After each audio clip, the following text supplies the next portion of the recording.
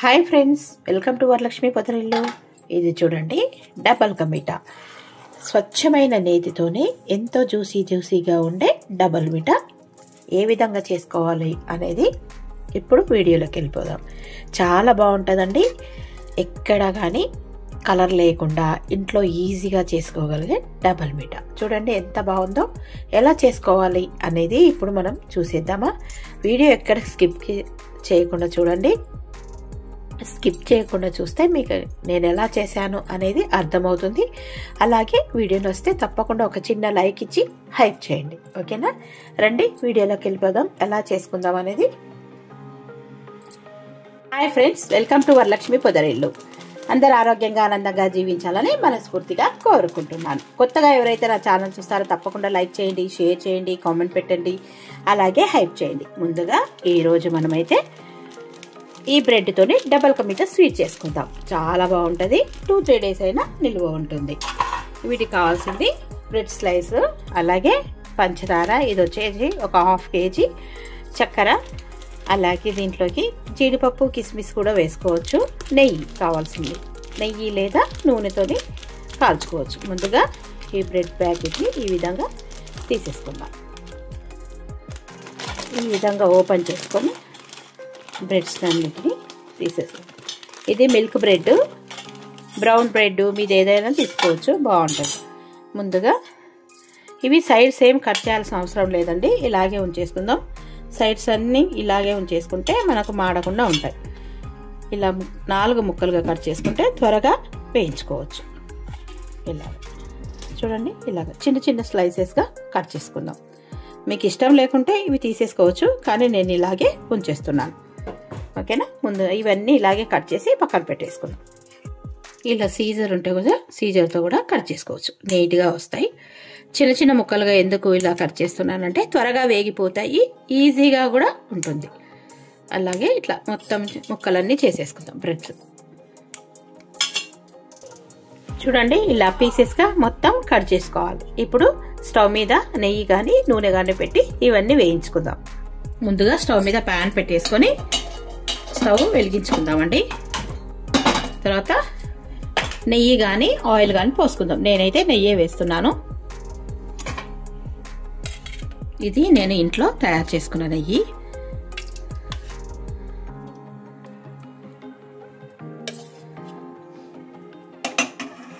మొత్తం నెయ్యితోని కూడా చేసుకోవచ్చు, లేదా నూనెతో కూడా చేసుకోవచ్చు. నేను ఈరోజు నెయ్యితోనే చేస్తున్నాను. ఈ నెయ్యి వేడైన తర్వాత కొద్దిగా జీడిపప్పు ఇవి వేయించుకుందాం. అవి వేగిన తర్వాత కిస్మిస్ వేసుకుందాం. చూడండి, కొద్దిగా నురుగు వస్తుంది, వేగుతున్నాయి. దూరగా వేయించుకుందాం. తర్వాత కిస్మిస్ వేసి వేయించుకుందాం. ఈ జీడిపప్పును తీసేసుకుందాం. వేగిపోయింది కదా జీడిపప్పు కిస్మిస్, ఇవన్నీ వేగిపోయినవి. ఈ గిన్నెలన్నీ తీసేసుకుందాం. ఇవి పక్కన పెట్టేసుకుందాము. ఇప్పుడు మనము ఇంతకుముందు కట్ చేసి పెట్టుకున్నాం కదా, ఈ బ్రెడ్స్ అన్ని వేయించుకుందాం.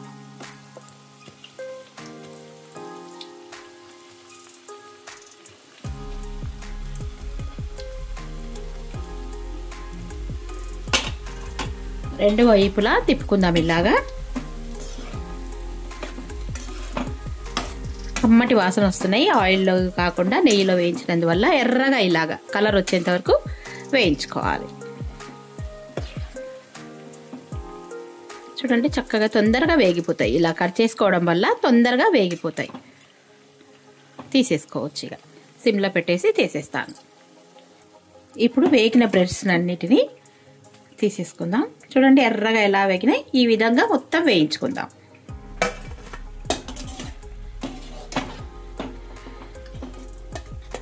తీసేటప్పుడు మనకు మెత్తగానే అనిపిస్తాయి, తర్వాత క్రంచీగా చాలా బాగుంటాయి. ఈ విధంగా చేసుకోండి. మీ ఇంట్లో ఒకవేళ నెయ్యి లేకపోతే నూనె కూడా వేసుకోవచ్చు, లేదంటే సగం నెయ్యి, ఒక 2 టేబుల్ స్పూన్స్ నెయ్యి, 2 టేబుల్ స్పూన్స్ ఆయిల్ కూడా వేసుకోవచ్చు. ఇంకా ఈ బ్రెడ్ స్లైస్లన్నీ ఇలాగే మొత్తం వేయించేసుకుందాం.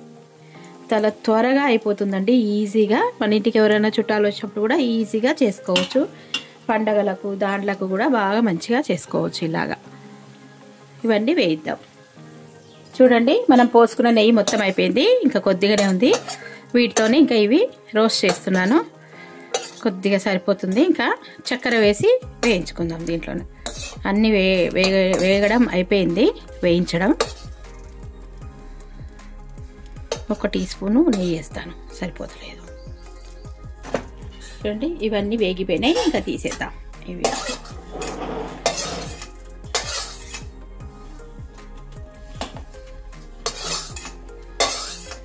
ఇప్పుడు చక్కెర పోసేసుకుందాం.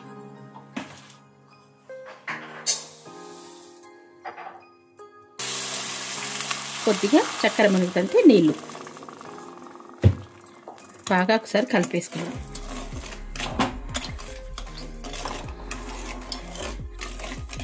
ఈ చక్కెర అంతా కరగనియాలి. చూడండి కరకరలాడే విధంగా ఇలాగా క్రంచీ ఇలా చూడండి సౌండ్ వస్తుంది. ఇలా వేగాలి.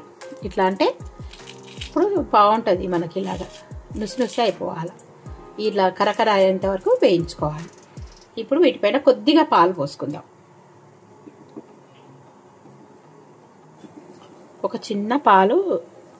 చిన్న గ్లాసుడు పాలు పోసుకుందాం. కమ్మగా ఉంటుంది పాలు పోసుకుంటే, ఎక్కువ అవసరం లేదు. అంతే, ఇలా అనుకుంటాం. అంతేనండి. ఇప్పుడు ఇవన్నీ చక్కెర పాకంలో వేసేసుకుందాం. చక్కెర మరిగిందేమో చూద్దాం. పొంగు వస్తుంది కదా. ఇప్పుడు యాలకులు కొద్దిగా దంచి పెట్టుకున్న యాలక పొడి ఒకసారి కలిపేసుకుందాం.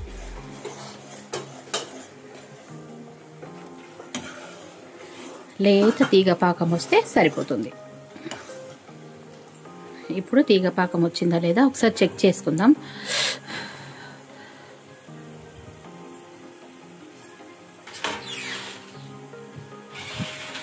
చూడండి ఇలా వస్తే సరిపోతుంది. ఇప్పుడు ఈ బ్రెడ్స్ అన్నీ ఇందులో వేసుకుందాం. స్టవ్ తగ్గించేసి ఈ చక్కెర పాకంలో వేసేసుకుందాం.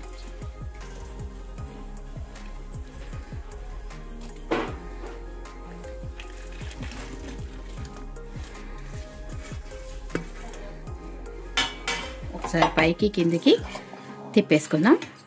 అంతే, గుమగుమలాడే double ka meetha sweet ready. ఒక్కసారి ఒక్క పొంగు రానిత కొద్దిగా ఒక 2 నిమిషాలు.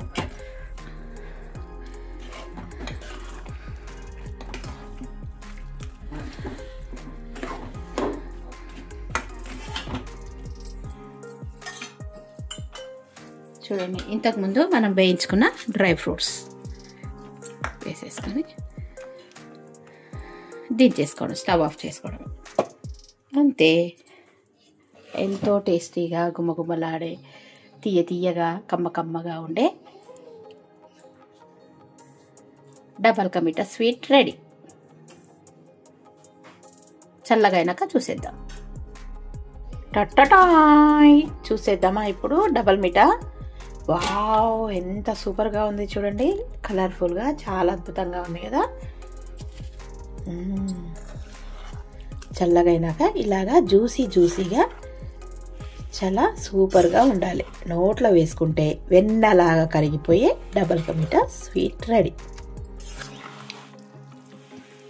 బాగుందా? మీకు ఎంతగానో నచ్చిందా? నచ్చినట్టయితే తప్పకుండా లైక్ చేయండి, షేర్ చేయండి, కామెంట్ పెట్టండి, అలాగే హైప్ చేయండి. నేను ఎలాంటి కలర్ వేయలేదండి. మీకు కావాలనుకుంటే కలర్ కూడా వేసుకోవచ్చు. ఎలాంటి కలర్ లేకుండా ఇలానే తింటే చాలా అద్భుతంగా ఉంటుంది. చూడండి సాఫ్ట్గా ఎంత బాగుందో, జ్యూసీగా. ఓకేనా? వీడియో నచ్చితే లైక్ చేసి హైప్ చేయండి. Thank you for watching. Please subscribe. Bye. మరో మంచి వీడియోతోని మీ ముందు ఉంటాను.